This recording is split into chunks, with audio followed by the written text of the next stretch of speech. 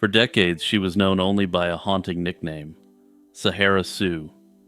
In 1979, a young woman was found in the Las Vegas desert, and her identity remained a mystery for 44 years.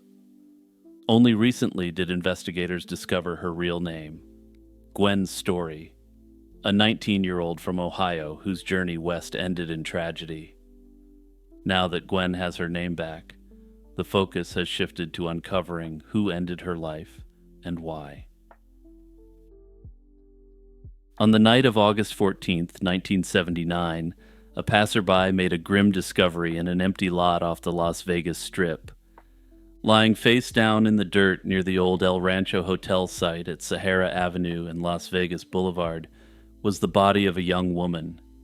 She had been dead only a few hours, and the cause of death was immediately clear: multiple stab wounds to her abdomen.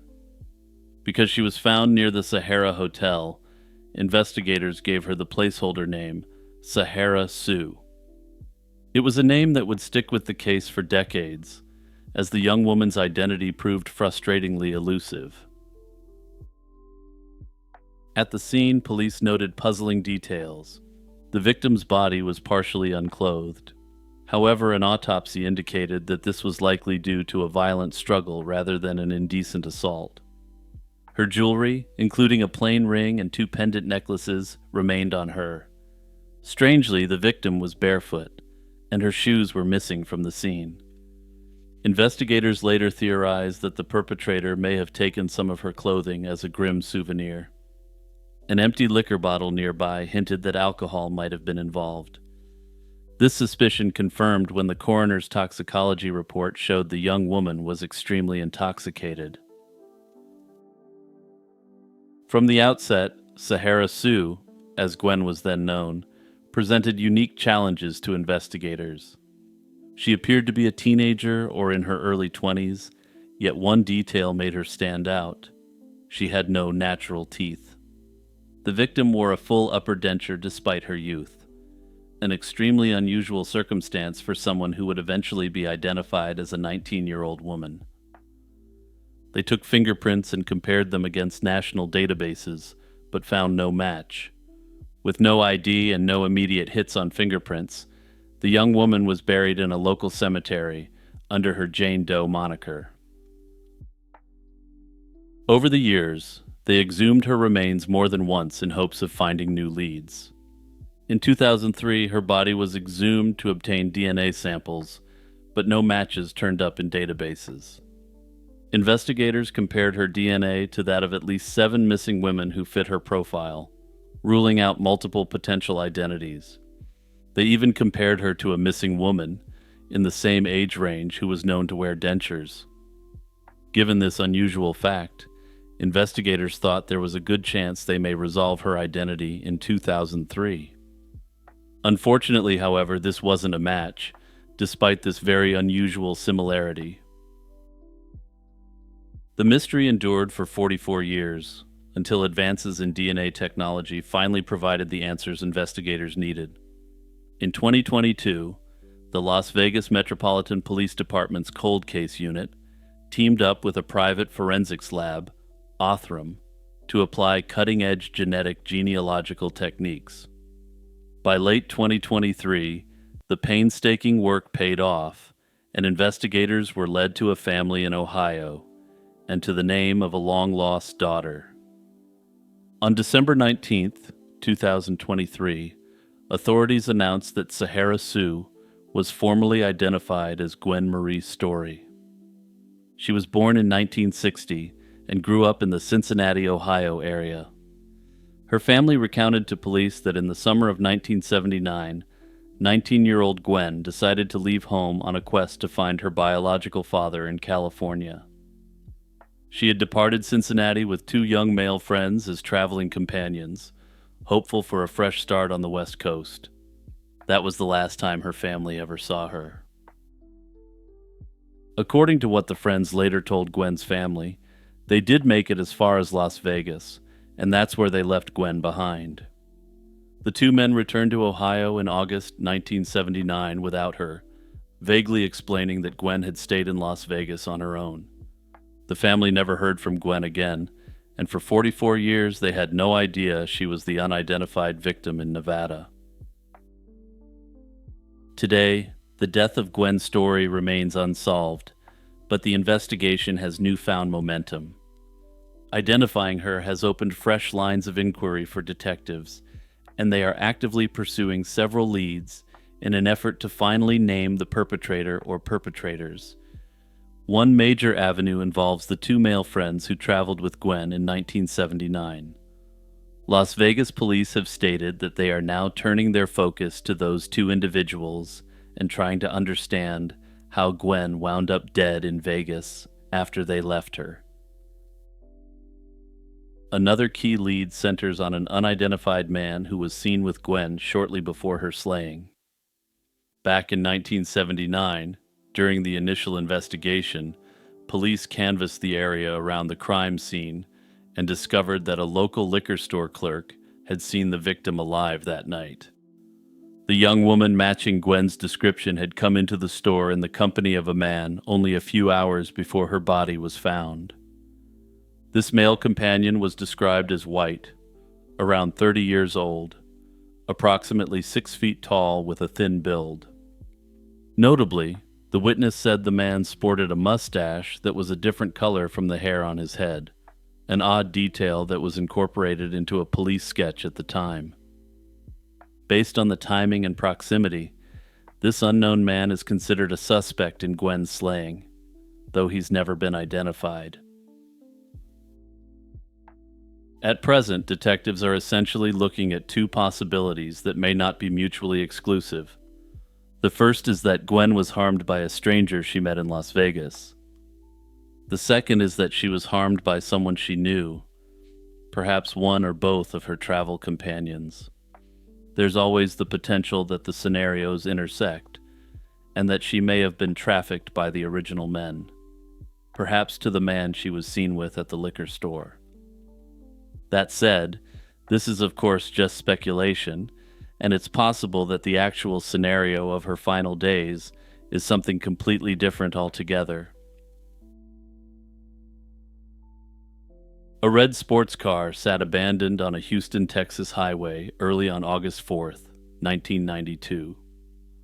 Early bird commuters noticed the empty red Pontiac Fiero on the shoulder, its driver nowhere in sight. This is the dawn of a day that would mark the start of one of Houston's most perplexing cold cases. The car's driver is 23-year-old Tara Breckenridge, who vanished overnight, leaving behind her vehicle and countless questions. Tara was an aspiring photographer who moved from her hometown of Del Rio, Texas, to Houston after high school. To pay the bills, she worked as a waitress at what's been described as an upscale gentleman's establishment called the Men's Club, where the tips were good for an attractive woman. Friends said the job didn't really suit her, but it was a means to an end for her while she pursued her dreams. On the night of August 3rd, 1992, the Men's Club had an unusually slow evening. Management decided to send a couple of employees home early, and Tara did something uncharacteristic. She volunteered to clock out before closing. This surprised her co-workers, since Tara usually stayed until closing time to maximize her earnings.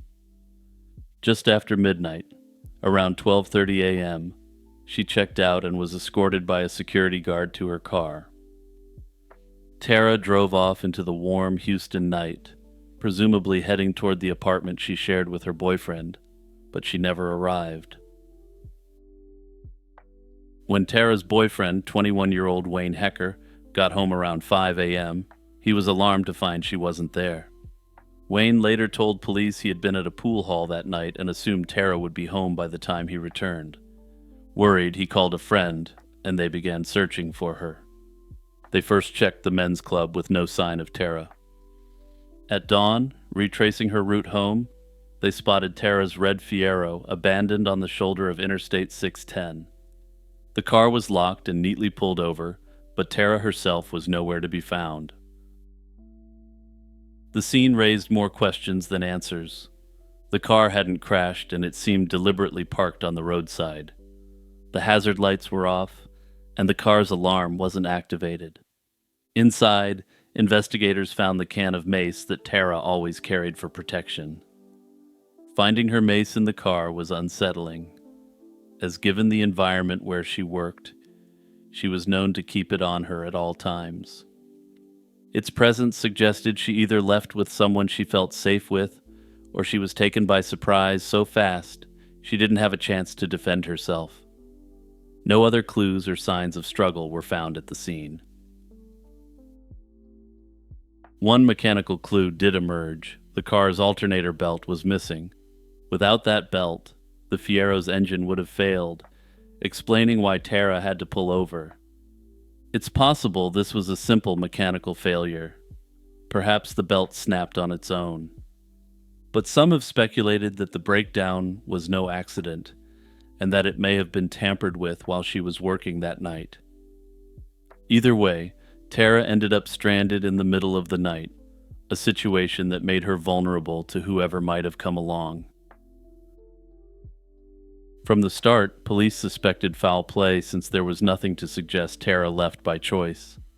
Investigators immediately looked at those closest to Tara for answers. Wayne Hecker quickly became a focus of the investigation. His relationship with Tara had been under strain, and she had talked about leaving him at times. She was also supporting him financially at the time. Wayne claimed he was at a pool hall called Fat Freddy's until around 5 a.m. and insisted he had nothing to do with Tara's disappearance.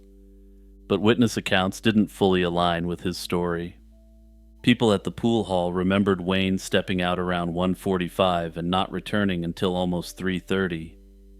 That gap of nearly 2 hours overlapped with the time frame when Tara would have been at home, or potentially when she was still driving. In theory, it was enough time for him to leave, intercept Tara on the road, and then go back to the pool hall. This circumstantial window of opportunity kept suspicion on Wayne. Despite the suspicions, police found no hard evidence implicating Wayne. He cooperated with detectives and steadfastly denied any wrongdoing, professing that he loved Tara and would never harm her. Without evidence to connect him to a crime, he was never charged. Still, he was not officially cleared either, and he remained a person of interest simply because no better explanation emerged.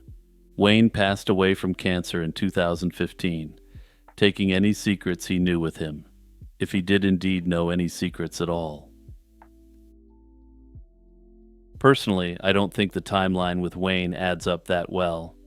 Tara left work at 12:30, and even if we accept that Wayne wasn't at the pool hall between 1:45 and 3:30, this makes it seem unlikely that he actually intercepted her.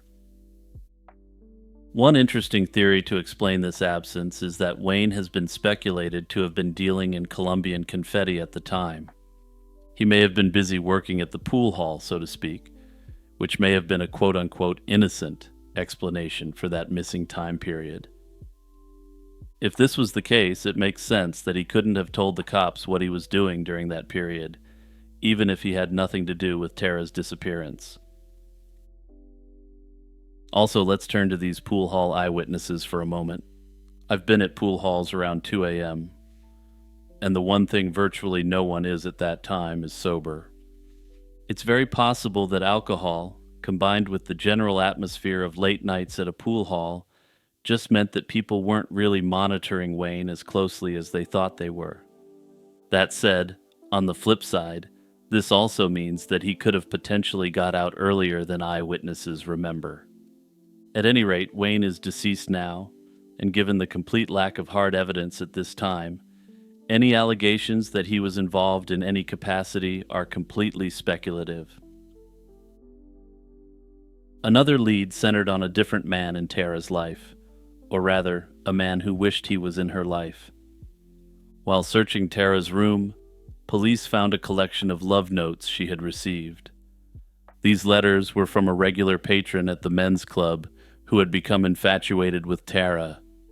He would give her very generous tips, sometimes $100 at a time, and in his notes, he professed deep feelings for her, even talking about marrying her. This discovery led investigators to wonder if this not-so-secret admirer could have followed Tara after work. Detectives tracked down the admirer and questioned him. In the end, they found nothing to indicate he was involved in Tara's disappearance. The man had an alibi and no history of violence. His letters, while obsessive, contained no threats, only pleas and romantic sentiments. By all accounts, he was heartbroken over Tara's vanishing and genuinely cooperative with the investigation. With no evidence tying him to the incident, the secret admirer was dropped as a suspect, and the case turned towards the likelihood of an unknown assailant. With those close to Tara yielding no answers, investigators faced the disturbing possibility that a stranger had targeted her. Numerous women working in the gentleman's nightlife industry had been targeted in Houston in the 90s. If Tara fell victim to a predator that used these clubs as a hunting ground, she may have been marked long in advance.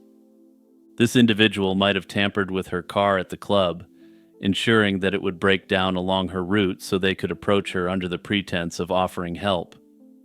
In this scenario, Tara may have initially let her guard down, believing that this was a good Samaritan. Unfortunately, without any witnesses, this remains purely speculative. What actually happened to Tara still remains a disturbing unsolved mystery over 3 decades later.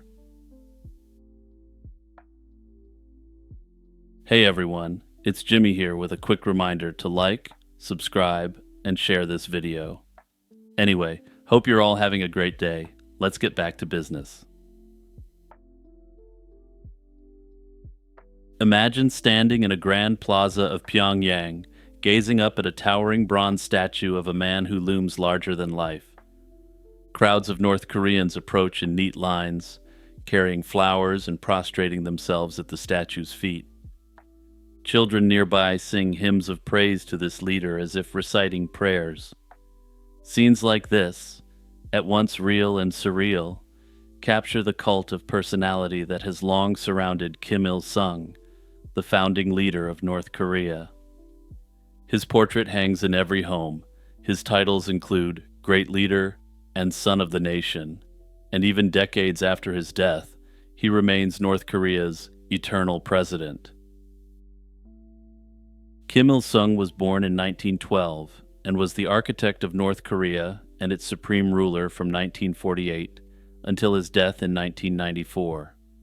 In 1953, after the close of the war on the peninsula, he purged all dissenters from his ranks and consolidated his position as the great leader of North Korea. By the 1960s, everyday life in North Korea was dedicated to glorifying the great leader.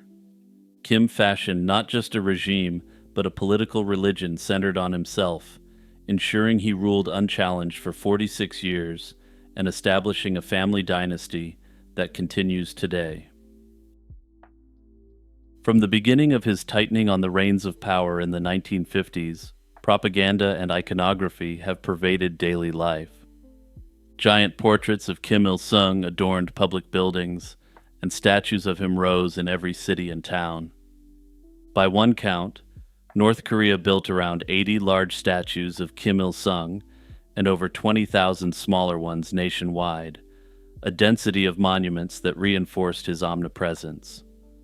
The most iconic is the massive bronze statue at the Mansudae Grand Monument in Pyongyang, where citizens are expected to bow and lay flowers in homage. Reverence for Kim is inculcated from childhood. Kindergarteners learn songs praising Father Kim Il-sung from their first day of school. In nursery schools, toddlers bow to Kim's portrait and thanked him for their snacks, literally saying, "Thank you, Father," as if he personally provided the food. These early rituals instilled a belief that all blessings flowed from the leader. People are taught to believe that Kim Il-sung was capable of virtually superhuman feats. While he was a real leader against the Japanese, he's generally credited as being the sole organizing force of this partisan effort, according to the official state narrative. On the intellectual side of things, Kim Il sung is credited with writing over 10,000 books and speeches entirely by himself. Notably, while it's true that he does have over 10,000 works officially attributed to him by the North Korean state, it's likely that he had a bit of assistance along the way. North Korea has often been likened to an extreme religious cult, with Kim Il sung at its center as a divine figure. Many North Koreans indeed came to revere their leader with a faith-like fervor. One defector recalled that as a child, he believed Kim Il sung and his family were so perfect that they didn't even need to use the bathroom. The reasoning for this isn't that using the bathroom can be a bit dirty, but rather, their bodies could so perfectly process nutrients that there was no waste left over to produce. When Kim Il sung died in 1994, the depth of adulation became starkly evident. The nation plunged into an elaborate, state-orchestrated mourning. Crowds of distraught citizens wailed in the streets, perhaps out of fear of reprisal if they didn't, or perhaps out of genuine concern for their beloved leader. After all, these people had for generations come to believe that absolutely everything they have is the result of Kim Il sung's benevolence. And it's not like these North Koreans could look to their grandparents and ask what it was like to live a free life. Their grandparents had lived under brutal Japanese occupation, where the Korean people were subject to horrors beyond comprehension. To give just one example, thousands of Koreans were subject to disturbing human experimentation by Imperial Japan, and that's just the tip of the iceberg. Kim Il sung was posthumously declared eternal president, and his embalmed body now lies preserved in a mausoleum where citizens still bow before him as if venerating a sacred relic. In every sense, Kim Il sung was, and remains, enshrined at the center of his nation's life. Several factors help explain how this all-encompassing cult of personality took root and endured in North Korea, though none fully explain the phenomenon. First, there was political necessity.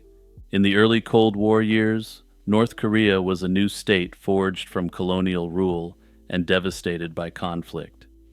Kim Il sung's regime needed to unite the populace and legitimize its rule. A personality cult proved to be a powerful tool for concentrating loyalty and authority in Kim alone. By enforcing total loyalty and subjugation to the great leader, the regime erased dissent and alternative centers of influence. Praising Kim became synonymous with patriotism and unity. Foreign influences played a role as well, providing some guidance for this new leader.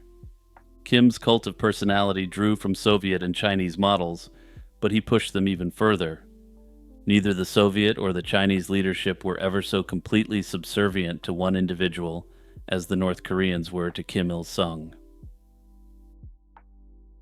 Equally important was Korean cultural tradition, particularly the Confucian ethos of filial piety and loyalty to authority. North Korean propaganda reframed these traditions to its advantage by presenting Kim Il sung as the benevolent father of the nation. In a society steeped in Confucian values, obedience to a father figure leader felt like a natural moral duty. The importance of family, a core Confucian value, was woven into the political ideology, merging with socialist collectivism and the Kim cult itself. Of course, China is the originator of these traditions, and it naturally begs the question why China, which started with a similar regime, didn't follow the same path. This is likely because the Chinese communists largely discarded tradition and tried to create a new order. Finally, psychological manipulation and isolation ensured the cult's persistence. From childhood onward, North Koreans have heard only one narrative, that Kim Il sung is the source of all good and the defender against every threat. With strict censorship blocking outside information, this singular narrative became deeply ingrained. Over time, the propaganda took on a spiritual fervor. Analysts note that the Kim cult exhibits distinctly religious characteristics, with intensely held beliefs and rituals treating the leader's mythic status as gospel truth. This indoctrination was enforced by fear as well. Anyone caught doubting or criticizing the official narrative faced severe punishment. In essence, to speak out against Kim Il-sung isn't voicing a political difference. It's the equivalent of spreading heresy in a theocratic absolute monarchy. It's an insult to both a divine authority and to the temporal order. Kim Il-sung's cult of personality has outlived the man himself. Even today, his smiling portrait still gazes down over Pyongyang's main square, and school children continue to learn patriotic songs and stories celebrating his exploits. The Kim Il-sung cult became the template for his successors, his son Kim Jong-il and grandson Kim Jong-un, each wrapping themselves in the founder's aura. While these two men have been portrayed as godlike in their own right, they're ultimately portrayed as such because of their connection to Kim Il-sung. I should also mention that studying the North Korean regime is extremely difficult due to the closed nature of the society. As such, our researchers can't just consult direct evidence on how or why the North Korean state chose to develop such an extreme cult of personality. In the end, why North Korea developed the cult of personality that it did remains an unsolved mystery that will be studied for generations to come. In the meantime, us outsiders will continue to watch North Korea with fascination as we observe a society that has increasingly become entirely unmoored from reality.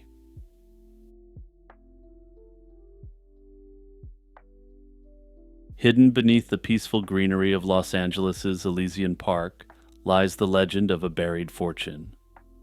This nearly 600-acre urban oasis, the city's oldest park, is rumored to conceal gold and jewels hidden away during turbulent times in the 19th century.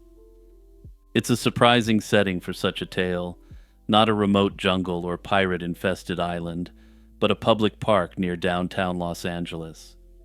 According to the lore, wealthy residents of the old town stashed their riches in these hills to protect them from an invading army. It sounds like the stuff of movies, but for over almost 2 centuries the tale has persisted, partly because it indeed has a historical basis. The legend's origin dates back to the Mexican-American conflict of the 1840s, when U.S. forces invaded California. As American troops neared Los Angeles in 1846, panic spread among the well-to-do families, who feared looting. Some of these wealthy families allegedly hid their gold, coins, and jewelry in what is now Elysian Park's rugged canyons. The remote ravines just outside the town offered convenient hiding spots, close enough to retrieve later, but far enough from soldiers' eyes. In reality, the war ended relatively quickly, and American occupation of Los Angeles didn't result in the widespread looting residents had feared. Many families likely dug up their treasure once the danger passed. But perhaps not all. Some who buried their wealth never returned, meaning their caches stayed in the ground. This possibility of unrecovered riches left behind is the spark that keeps the treasure legend alive. As early as 1896, newspapers were already reporting on adventurous souls digging for hidden riches in Elysian Park. Those early treasure seekers found nothing verifiable, but the legend persisted and gained new life in the late 20th century. By the 1980s, modern treasure hunters were on the case. They discovered a boulder with man-made holes and signs of an old tunnel nearby. Digging about 30 feet into a hillside, this team unearthed only a 1940s-era lantern battery and a length of frayed rope. This evidence indicated that someone had potentially beat them to the loot, but was confirmation that there were undocumented treasure hunts in the area previously. Though this expedition came up empty-handed, the team considered this proof that treasure had indeed been buried and had already been removed. Whether it was removed by the wealthy families back in the 1840s or by treasure hunters subsequently couldn't be said with any certainty. Despite the lack of concrete findings, the Elysian Park treasure remains a source of fascination. Most historians agree that the goods were mostly retrieved by their original owners once things had settled down. However, it does remain a possibility that some treasure was lost and covertly discovered in the last 2 centuries. Officially, no treasure has ever been discovered in the Elysian Park, but this hasn't stopped treasure seekers before, and likely won't stop them in the future.